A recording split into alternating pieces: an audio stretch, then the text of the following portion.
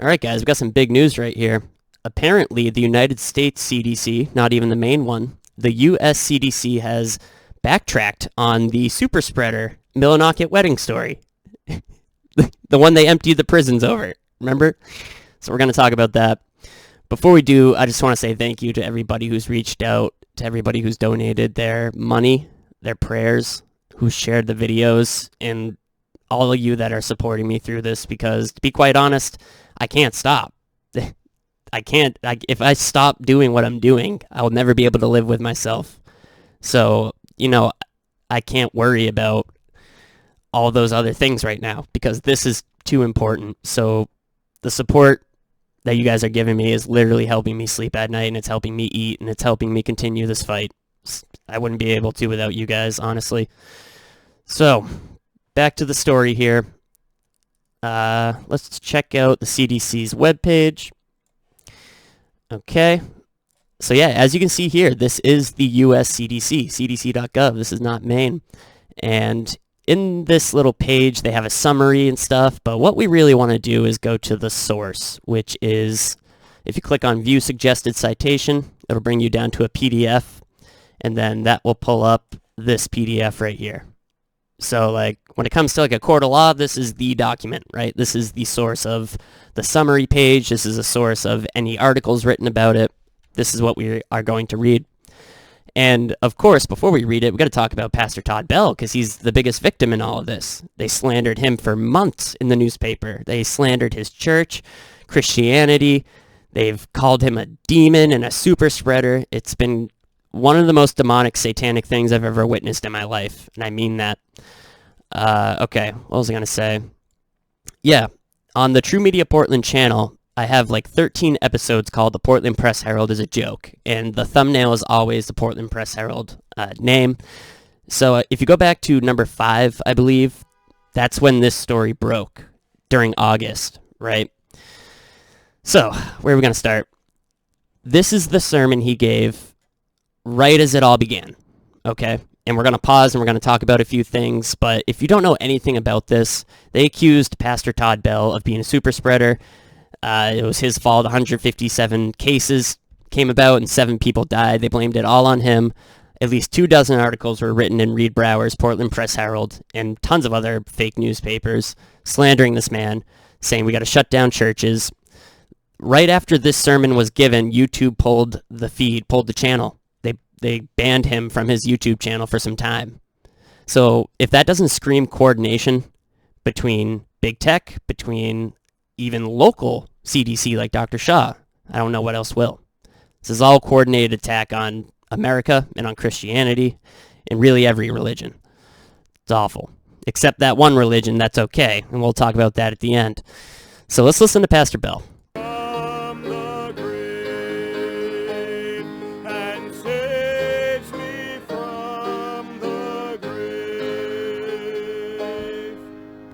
Welcome to our church service this morning. We're so delighted that you're here. I'm very encouraged in a wonderful crowd that we have before us.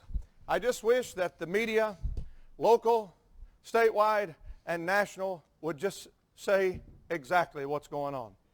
I wish they would. I wish they wouldn't use the word investigate. And no doubt they're watching us this morning, and I'm glad they're watching us. Because when they watch our YouTube feed, they find out that government's not the answer, but God's the answer. And we must get that message out. We must keep getting that message out. But isn't it interesting how they would use one word, investigate. They're investigating our church. But let me remind you, that could go a whole lot of different ways. Even among believers, trust me, I've already received messages from believers. Oh, what an awful, awful man that I am. Oh, yes. Somehow they got an authority card to tell me that. And I'm so delighted to have received these messages that they've given me. But could you imagine the word investigate?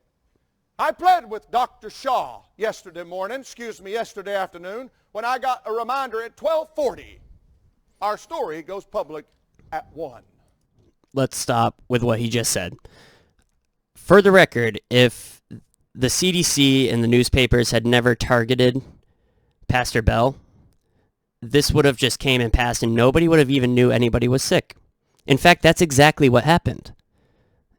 Apparently, some people got the sniffles and then they were better and no one even knew because we live in the real world, not clown world. The CDC, Mills, Shaw found this situation. They targeted this situation. They used it. The events had already happened, everything they were talking about. The wedding, the sniffles, everything was back to normal. They found this situation and expanded upon it. And it was all lies. And now they are admitting that. And I think it's Portland Press Herald is a Joke, episode 5. They admitted it as far back as August and September. But let's listen to a little more. So what he was just saying is that when he spoke to Dr. Shaw, it was 20 minutes before the CDC and all the newspapers went live with this lie. They gave him 20-minute warning. So I had a 20-minute reminder, and I begged with him, what if you changed the story to read like this? Of the 5 cases that are under investigation, all 5 of them tested positive and are now out of quarantine, and they're doing fairly well. They're carrying on with life. And I said to him, if you change the tone to positive, it might give some people hope that we can go through this together. But if it's all death and it's all fear and it's all, we'll tell you what to do, we'll tell you where to go, when to go, that changes the narrative at all. Amen. As I said on a Zoom call Friday with all of the CDC head and Dr. Shaw, you're looking at a liberty lover. I love liberty. And I want the people of God to enjoy liberty. If they want to wear a mask, wear a mask. If they want to wear a nuclear fallout suit, please wear it. We will laugh at you, but we will let you wear a nuclear fallout suit. If you want to have the liberty to have done your own research, that masks are kind of like, you know, it's trying to keep a mosquito out of a chain link fence. But that's another story. If you've done your own research, you found out that, hey, if that's what they choose, I'm a liberty lover. I believe we live in a country where we can still be adults and make our choices. I choose this, I choose that. Isn't it interesting that the liberal platform boasts of women's choice? We want a woman to have the choice to abort her baby, and then when we want to make a choice to live life with or without a virus, we're evil people. How crazy is that hypocrisy? How crazy. So when it comes to murdering a baby in the womb, there's a choice, but when it comes to putting the mask on, there isn't. Great contradiction here, and we must stand strong during these days. You be reminded this morning before God, all the angels, and you, that this preacher is encouraged. And I'm excited about what God is doing. And we're going to plow on and press on for the glory of God. Love it. Yeah. Okay. So, 17 hours ago, the Maine Senate Republicans posted this. Governor Mills, Dr. Shaw, owe the Big Moose Inn and Maple Crest Nursing Home an apology. For months, Governor Mills and Dr. Shaw have told Mainers that the C-19 outbreak at the Maple Crest Nursing Home in Madison was a direct result of a wedding at the Big Moose Inn in Piscataquis County. That would be the Millinocket wedding that he oversaw, right? In a new report from the Maine CDC, in parentheses it says published by the US-CDC, about the events surrounding the wedding and the Maple Crest outbreak, Dr. Shaw and the Maine CDC have admitted that they cannot prove, quote, a definitive linkage of outbreaks at these facilities to the event, end quote. The report also concludes that staff members at Maple Crest, quote, possibly had exposures outside the facility, quote. Well, guys, if you've been following the channel, this is old news. This is exactly what they said in, I think, early September. Portland Press Herald is a Joke, episode 5, if you want to look it up. It's 4 or 5 or 6, one of those. But yeah, they admitted as far back as September, I think, that it's not, they can't prove any of it. Okay, the Facebook group goes on to say, the report also reveals that Shaw and Mills changed their theory about how these events are connected, overstated the number of guests present, and understated the steps that the wedding families in the Big Moose Inn took to prevent infection. The actions of state government have devastated these businesses and the people who rely on them as owners, employees, customers, and patients. To make such definitive public statements, knowing they could not prove them, is highly irresponsible and not how state government should be representing the people of Maine. Couldn't agree more. Maine Senate Republicans, let's do something about it. So, on your right side of your screen, might as well make this full screen. This is a US-CDC. It's not the main one. And they provide a summary of all of this, and they provide a graphic. So, look at guys. We're going to read the real document, which if you click on View Suggested Citation, it'll bring you to the real thing. But if you were just to look at this for a second, check out this graphic they provide. I'll pull it up. I think I got it. So what did the Maine State Senate Republicans just say? They just said that this is all phony, right? But look at this graphic. This graphic just pretends it happened. Look at it. Wedding reception, 30 cases. 100 miles, long-term care facility, 38 cases, 6 deaths. Like, yeah, Janet Mills needs to be thrown in that category of people like Cuomo and Whitmer, all those ones with the nursing homes that we covered in episode 3 on this channel. And then look at, after the wedding reception 200 miles to a correctional facility, there were 82 cases. Cases. So if you were to just go off the CDC summary page, they would still say the same thing. That's why you need to find the real thing, which is what we're going to read. Oh boy. Okay, it's titled Multiple C-19 Outbreaks Linked to a Wedding Reception in Rural Maine, August 7th through September 14th, 2020. And then below that, we have this really long appeal to authority where all of these doctors and scientists have a bunch of letters under their name. And I'm holding up this piece of paper because I can't go make claims. But yeah, I just happen to be holding this up, and yeah, take a look at all these people. That's what I think. Okay, let's read. Large indoor gatherings pose a high risk for transmission of you-know-what. The virus that causes you-know-what. And they have the potential to be super-spreading events. Such events are associated with explosive growth followed by sustained transmission. During August 7th through September 14th, 2020, the Maine CDC investigated a C-19 outbreak linked to a wedding reception attended by 55 persons in a rural Maine town. In addition to the community outbreak, secondary and tertiary transmission led to outbreaks at a long-term care facility 100 miles away and at a correctional facility 200 miles away. Overall, 177 cases were epidemiologically linked to the event.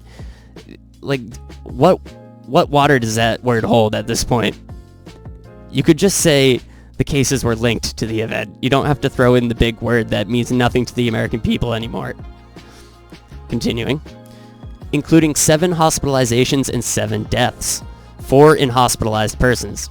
Investigation revealed non-compliance with CDC's recommended mitigation measures. And I will never ever belittle the death of anybody, but for the sake of these people's family, the truth needs to come out, right? If you're related to someone and they did this to your loved one after they passed away, you gotta fight that. Alright, continuing. To reduce transmission, persons should avoid large gatherings, practice physical distancing where we know. Investigation and results.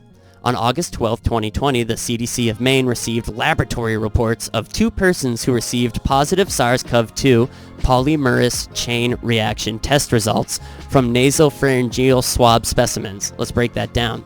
So, guys, we've talked about the test, and I can't talk about it right now because we can't lose this channel, but go to Elon Musk's Twitter. He had 4 done, one after another in the same environment, same doctor, same room, and he went 2 for 2. Like, this is all over online. you can find tons of stuff about the PCR test, right? Anyway, it's also, what is that? What do they call that? An anagram for the People's Republic of China, the PRC. So I find that interesting too. So 2 people on August 12th apparently were flagged by the giant Q-tip that they stick into your brain. That's what the nasopharyngeal swab specimen is. Let's continue. Both persons reported attending a wedding reception on August 7th, and both experienced onset of fever, cough, and sore throat on August 11th. It's my birthday. I wonder if they, I hate to even speculate that, but I wonder if they're operatives. You know what I mean? Continuing. I have no clue. 3 more persons who reported attending the same reception received positive test results the next day, prompting initiation of an outbreak investigation on August 14th. The Maine CDC used, listen to this, the Maine CDC used the Council of State and Territorial Epidemiologists C19 case definitions. What the hell is the Council of State and Territorial Epidemiologists, right? This is just more blown up bureaucratic nonsense. Nonsense. Why can't the government just go knock on a doctor's door and ask for help and put that guy's name on it? Why do they have to create a Council of State and Territorial Epidemiologists? If you go back and watch the video called Military Style Planning in Maine by the CDC, they break our state into territories. You know what else they broke into territories? The Confederacy after the war. Yeah, why are we breaking Maine down into, I think, 9 territories? And in that episode, you'll also learn they actually created a epidemiological intelligence service. It's already active. It exists in Maine. So they have an intelligence service, which is a military term, overseeing the created territories in Maine, which is also another military term. The whole thing is full of military terms. It's bad. Okay, let's continue. Confirmed cases were defined by receipt of a positive PCR test, and probable cases were defined by the reported presence of C19 compatible symptoms and epidemiologic linkage to a confirmed case, without laboratory testing. Literally that whole thing, we're going to break it down, is what I'm holding up right now. So we already know about the People's Republic of China test. I've done that in other episodes. You can look it up yourself. Yes, that's all I'm going to say. And then listen to this. Probable cases were defined by the reported presence of C19 compatible symptoms. Compatible symptoms. And then they say epidemiologic linkage. What does that mean? That just means a connection. Just means you know someone, or you went to the mall the same day someone else went to the mall, right? Compatible symptoms. That's literally anything, according to the CDC. A sniffle, a cough, a sneeze is a compatible symptom. So if person A and person B both went to McDonald's on August 14th, both of them had the People's Republic of China test done, and both of them had a cough or a sniffle, that's what creates their case, hypothetically. Let's continue. Close contact was defined as being within 6 feet of a person with C19 for at least 15 minutes. Okay. They're going over the basics here. The Maine CDC investigators interviewed patients using a standardized questionnaire. I tried going to the link they provide, but it didn't work. They entered data on demographic characteristics, onset date, symptoms, and relevant exposures into the, listen to this guys, National Electronic Disease Surveillance System base system.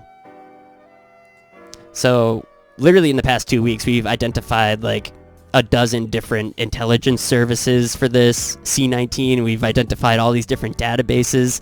What happened to the privacy of medical rights, right? Or the privacy of your medical information? It's no longer true. We're all on databases already.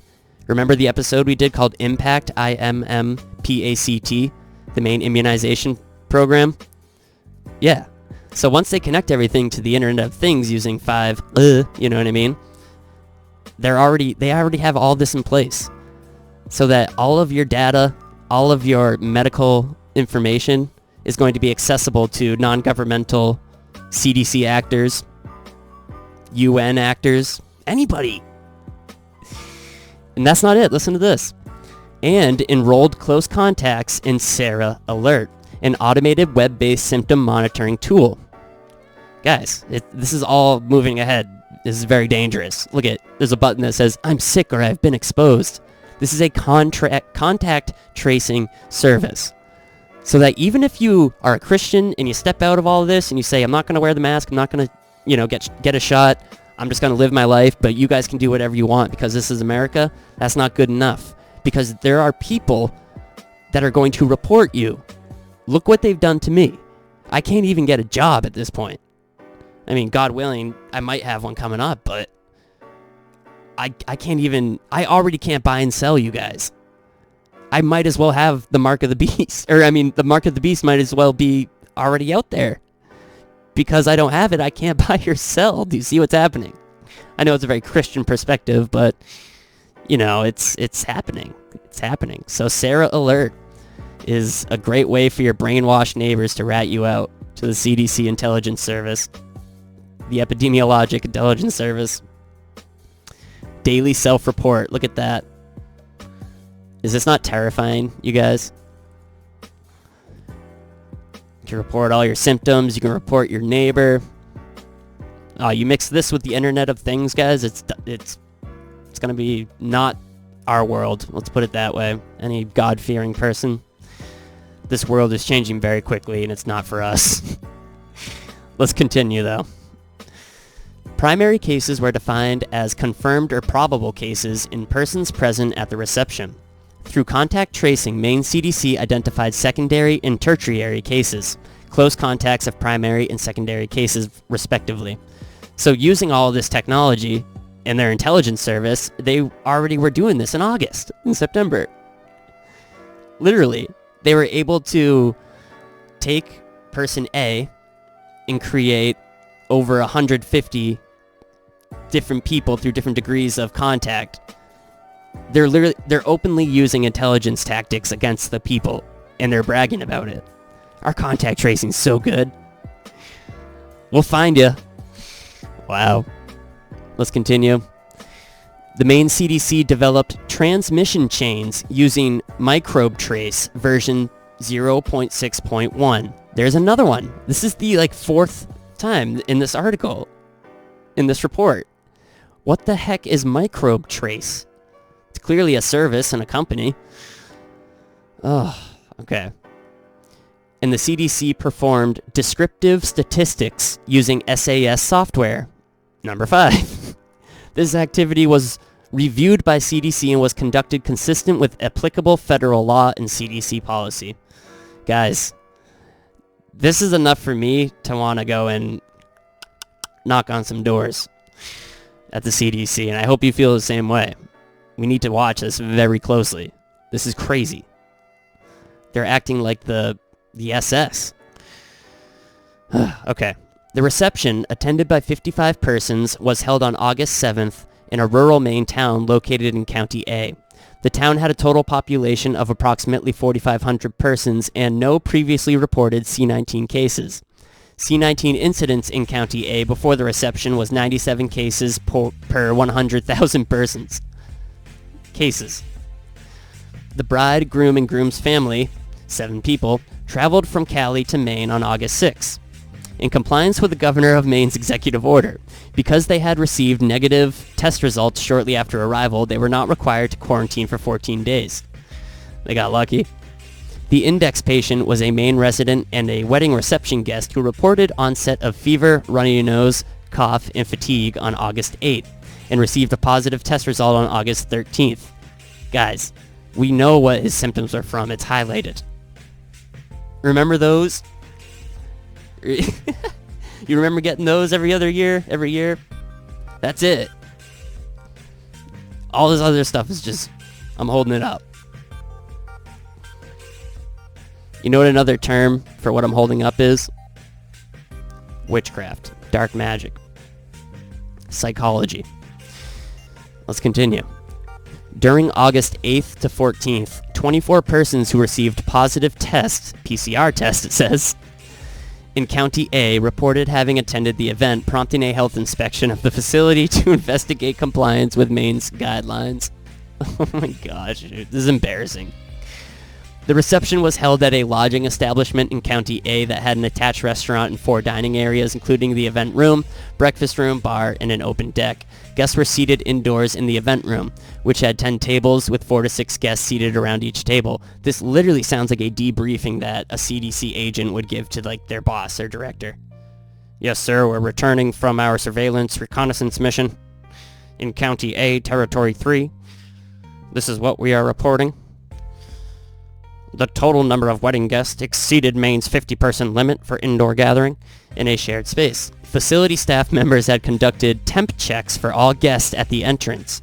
These were reported as normal, although the facility had signs posted at the entrance instructing visitors to wear masks. Guests did not comply with this requirement nor maintain 6 feet distance. Guys, this is a wedding.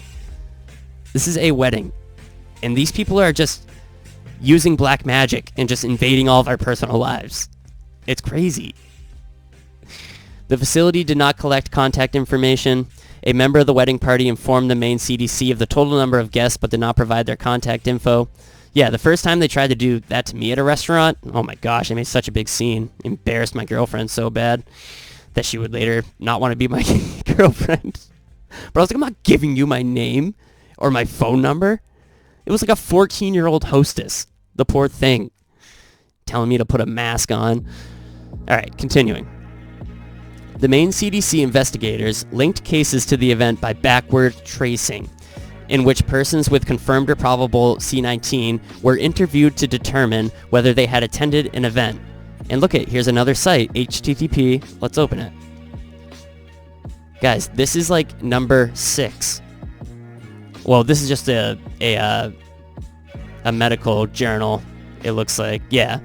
And they're talking about backward contact tracing. How many different things are they going to do to invade our personal lives? This is beyond bad. All right, continuing. Wedding guest, facility staff members, and their community contacts. Ugh, this is so evil, dude. By August 20th, the CDC identified 30 primary cases. Confirmed infection was identified in half of the wedding guests. So when they say that, that means they used the PCR test, okay?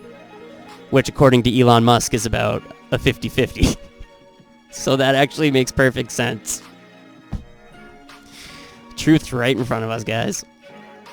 The other 3 primary cases occurred in a staff member at the venue, a vendor, and a patron dining at the venue who was not a wedding guest. The facility manager informed the CDC that among the 30 staff members... Wait a second. How convenient that these 3 people that weren't connected to the wedding all got it. I wonder if they were the 3 official first, cases in this. I wonder who they were. I wonder what they were doing there when there was a wedding being held there. They weren't part of it. Sure, the vendor makes sense. Some guy eating dinner at a wedding when he's not part of the wedding, or like eating dinner beside it. It's kind of weird. Let's continue. The facility manager informed the Maine CDC that among the 30 staff members, 76% received a negative PCR test. Yeah, etc. We know. They're just talking about the personal information of people, so we'll skip that. One event attendee with C-19, patient A1, reported cough onset on August 10th and attended an in-person school meeting the same day. No! 2 school staff members subsequently received diagnoses of C-19. Local schools delayed reopening by 2 weeks while all exposed staff members completed isolation and quarantine. PSYOP. Huge, coordinated PSYOP. Who controls schools? Teachers Union. The National Educators Association. That's the biggest one, I believe. Who controls unions? Who do you think controls unions? We'll talk about it at the end. This is coordinated. It's a PSYOP. This is 4th generation warfare being carried out. How scared were the kids after this? How scared are they today? With their stupid masks and... ugh. Why do people... so many people have just rolled over where I live. Thank God I have you guys. And look at then they got a big bad scary graph. That's just like overly complex and makes no sense at all. More black magic. Then they got all this beep, beep, beep, beep, boop, boop, all this data. Like I said, It came, it went, and nobody at church even knew a thing about it. But look what they do out of it. This is ridiculous, dude. Okay, so now they're going to talk about the long-term care facility outbreak and the correctional facility outbreak. Yeah, this is going to be good. Okay. Let me get a sip of water. Okay, here we go. After the reception, one of the guests, patient A2, had a close interaction with patient B1, A2's parent, a healthcare worker at a long-term care facility. Oh my gosh. Patient B1 reported fever, chills, cough, myalgia, runny nose, and headache on August 11th, but nevertheless worked on August 11th and 12th. Oh no. Patient B1 was tested for SARS-CoV-2 on August 13th and received a positive test result on August 18th. Wow. Maine CDC recommended universal testing for all LTCF residents and staff members, which was conducted on August 19th, after which 5 additional cases were detected in 4 residents and 1 staff member. An investigation, you know what? If this was real, they would do it all the same day. They would do it all the same day. Why are they waiting, 6 days? It's weird. Maybe they're coordinating with a newspaper or something. Okay, an investigation at the facility was initiated on August 21. During August 19th through September 11th, the Maine CDC identified 38 additional persons with confirmed infection based off the PCR test. And then it says just a bunch of numbers, scaring us with numbers. 6 people died, and they blame it all on C-19, which is one of the most evil things I've ever read in my life. Okay, correctional facility outbreak. Here we go. One wedding guest was a correctional facility staff member and reported onset cough, myalgia, runny nose, sore throat, and a new onset loss of taste sensation on August 14th. During August 15th to 19th, patient A3 worked daily 8-hour shifts in 2 separate correctional facility housing units while symptomatic. Well, aren't these people wearing masks? Right?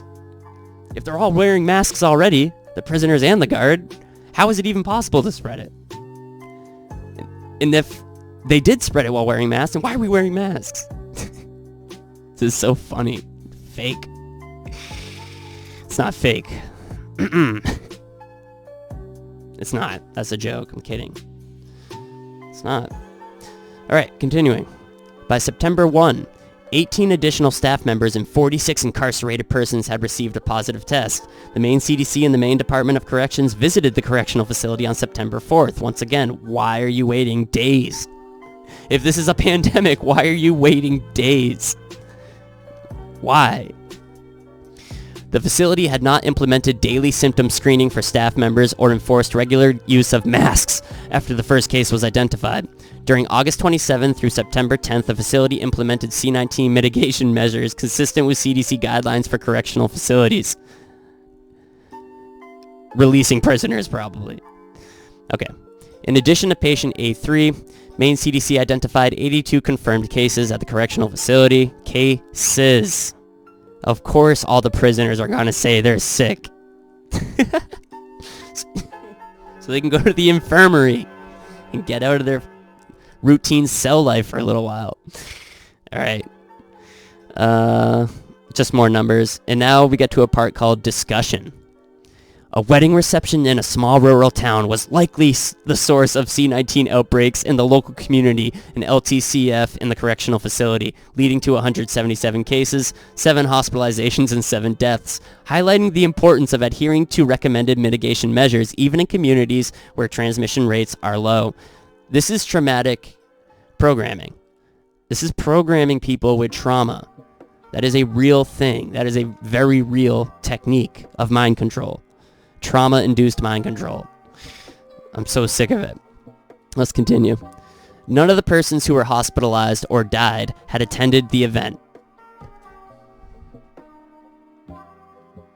So you want me to believe that these people, these warlocks at the CDC, are able to just beep, beep, beep, beep, beep, beep, beep, and trace these invisible particles throughout the communities, and then somehow bring all these invisible particles back to a common source? That takes a lot of skill. That's impressive.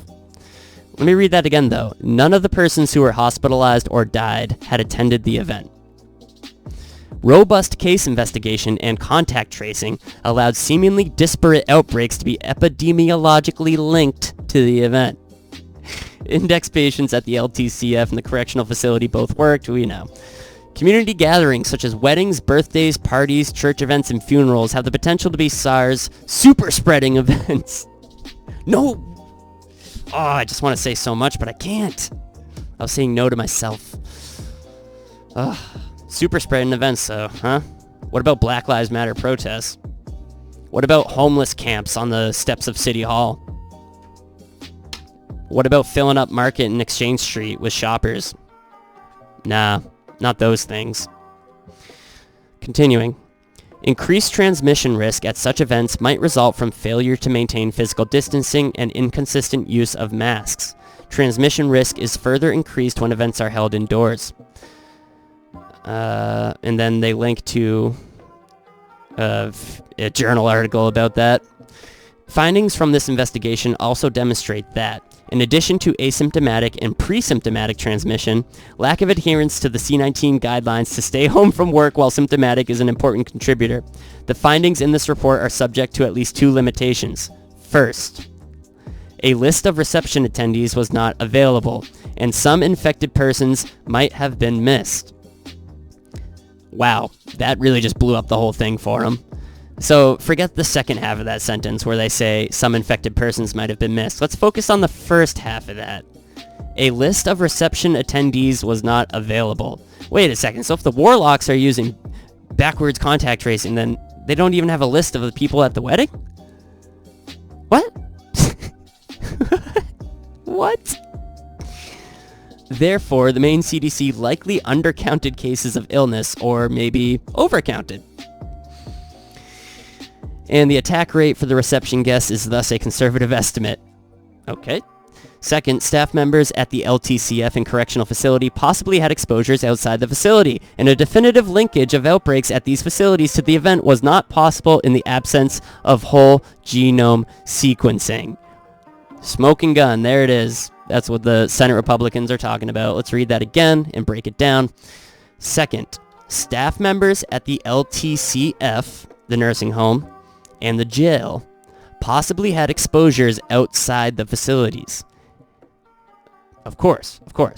It continues to say, and a definitive linkage of outbreaks at these facilities to the wedding is not possible.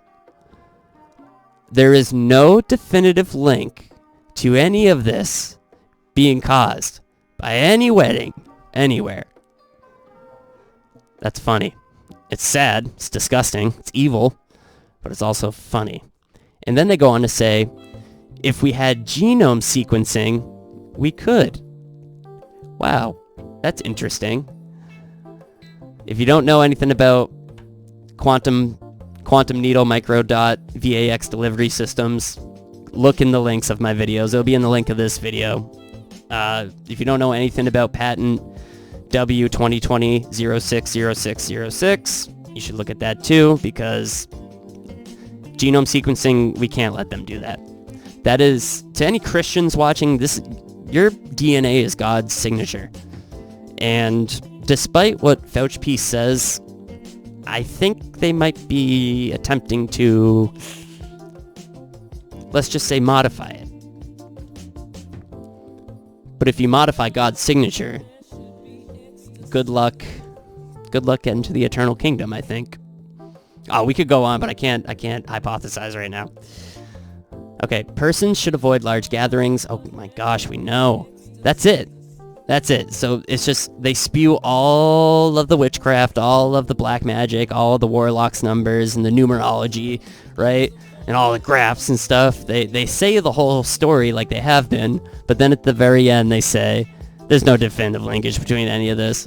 But if we could just get all your DNA, we'd be good. Wow. Alright, Senate Republicans, time to do something. We lost our rights almost a year ago. People are getting mad. So many of these stupid alert systems. Guys, think about the Internet of Things. And I understand some of you that might be older, some of you that might not be into technology, might not really understand this. I have videos about it if you go back, but that's what the 5 is.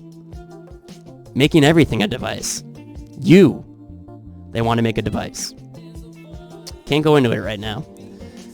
Okay. And what I want to leave you guys with might be a little bit controversial, but I want you to hear me out, okay? I'm a Catholic, right? I'm a Catholic, and I can admit that the Holy See, the Vatican, might be one of the most evil institutions on earth. It very well may be. I mean, they're definitely guilty of a lot of sick, disgusting things to this day, right? But Catholics aren't. The body of the church is not. Catholics are wonderful people. Real Catholics. The vast majority are wonderful, wonderful people. But we unfortunately belong to an organization that is in a dark chapter right now, right? So if we can just understand that concept, we need to apply that to policing, because the police have completely failed us. And I'm a back the blue guy. I support the police. I'm friendly with the police. In the beginning of all this, I was giving them tons of intel on BLM's movements, like when their protests were and stuff, and I was trying to help them out. But it's come to a point where they're not helping us. They're not. Like, every day I wake up and I have more and more videos in my email of American police arresting people. Look what they did to me at work. Like, they're kicking a healthy young kid out of work for doing something that the entire place does. Rocking that mask below the nose piece. The police stood up for the mask. I even stated what laws, it's all in the video. They wouldn't even talk about the pandemic with me. So there's something going on, guys. All over the country, police are not helping us. They're not. Why? If they took an oath to the Constitution, why would none of them be upholding it? I think I know why, and I'm going to use Wikipedia to show you why. And listen, before I do, I have a lot of these people. Well, not a lot. I mean, there were some in my family back in the day, and I have a couple friends that are in this group we're going to talk about, and just like the Catholic Church, the body of it is majority good. Right? The Catholic Church, real Catholics are good people. But the top of it is bad right now. And it's the same thing for the ancient and accepted order of Freemasonry. Hear me out, guys. The majority of Masons are good people. Good people, but just like with the Catholic Church, when you get to the top, they're not. It's as simple as that. And why I bring this up, because almost half of all police officers in our country are members of something called the Fraternal Order of Police, which is Freemasonry. Look at their symbol. We'll talk about the symbol in a second, but the Fraternal Order of Police is a fraternal organization consisting of sworn law enforcement officers in the United States. It reports a membership of over 330,000 members. Their website says over 350,000. So that's almost half. There's about 800,000 sworn law enforcement officers in America. And almost 400,000 of them are Freemasons. Now, if you know anything about Freemasonry, its core concept is oaths and secrets. The whole entire thing is about secret oaths. This is all from Wikipedia.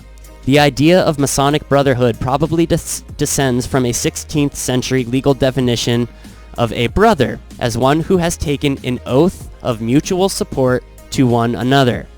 Accordingly, Masons swear at each degree to keep the contents of that degree secret and to support and protect their brethren unless they have broken the law.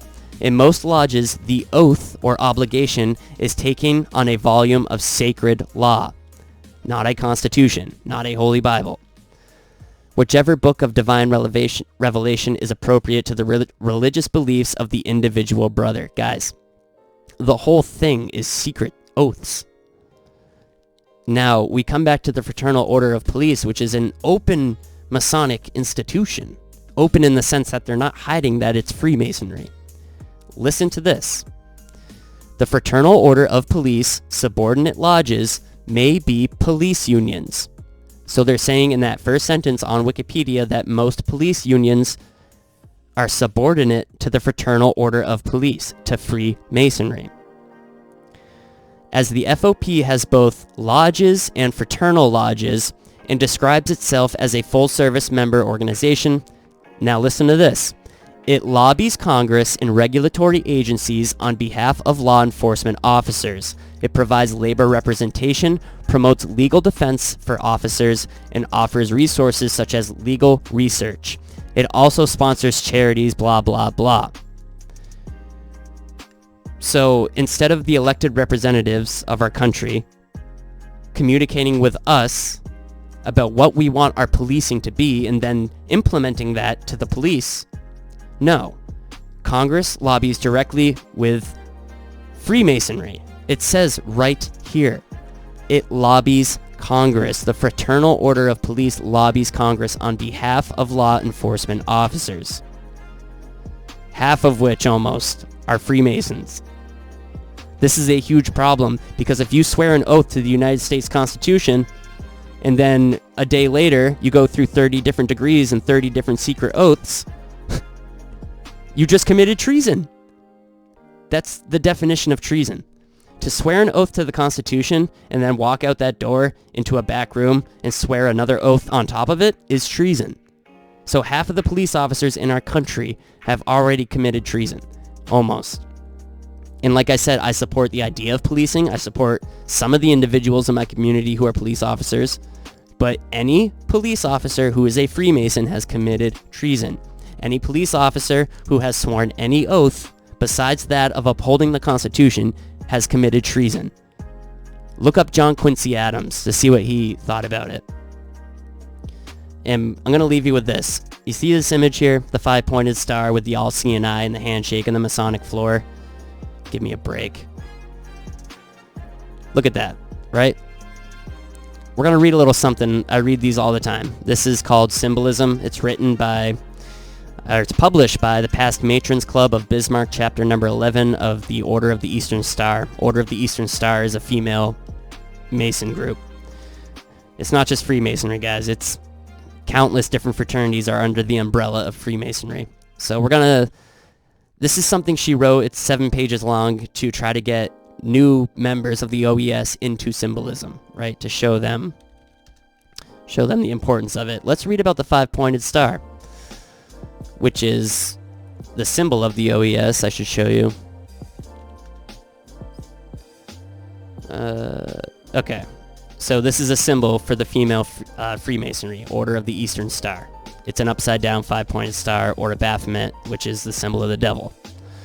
And she's going to say this in her own words, so don't take my word for it. And then I'll let you guys go. It's an official Freemasonic thought. The 5-pointed star is a very ancient symbol and a sacred one. It has always been our emblem. It is composed of triangles and signifies to the order our inseparability from the divine, and the final blending of all with goodness upon the floor of the chapter room or upon the signet. Our star means to all students of the order, humanity, the body of all mankind, or the 5 senses, which are represented by the 5 points. Then it says the white ray is the head, yellow and green rays are the hands, the blue and red are the feet, the altar is the heart, the open Bible is the light of life. The symbol of the prepared altar with the Bible is that light which lighteth every man that cometh into the world. So brace yourself, guys. It's coming. The signet or chart is a beautiful method for imparting instruction. There are many hidden meanings in the symbols that are used on the signet. And remember, they're talking about all these symbols in here. The name symbols of the Christ are used as... Okay, so here's where it comes. Ready, guys? The name symbols...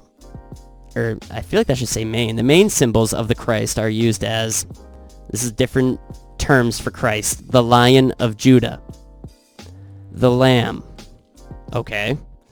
The Lily of the Valley. No. Lilith is the feminine name of Lucifer. The Rose of Sharon. And then look at the Bright Morning Star. That is a direct nickname of Lucifer. Lucifer means the light bearer. And the bright morning star is Lucifer. Anybody who's ever read any Masonic text knows this. The 5-pointed star symbolizes their version of Christ, which is Lucifer. So, you can believe what you want, but I stand by what I believe, and I think that this is a major problem, and that anybody who's taken a secret oath after they've taken an oath to the Constitution should be investigated and looked at, because I just lost my job. The police just kicked me out of my job because my mask was below my nose. Unbelievable. Thank you guys for watching. I will see you Sunday. Of course, I'll make a video before then, but don't forget Sunday, Maine Mall, 5 p.m. I think. Look it up on Facebook. Okay, I'll see you later.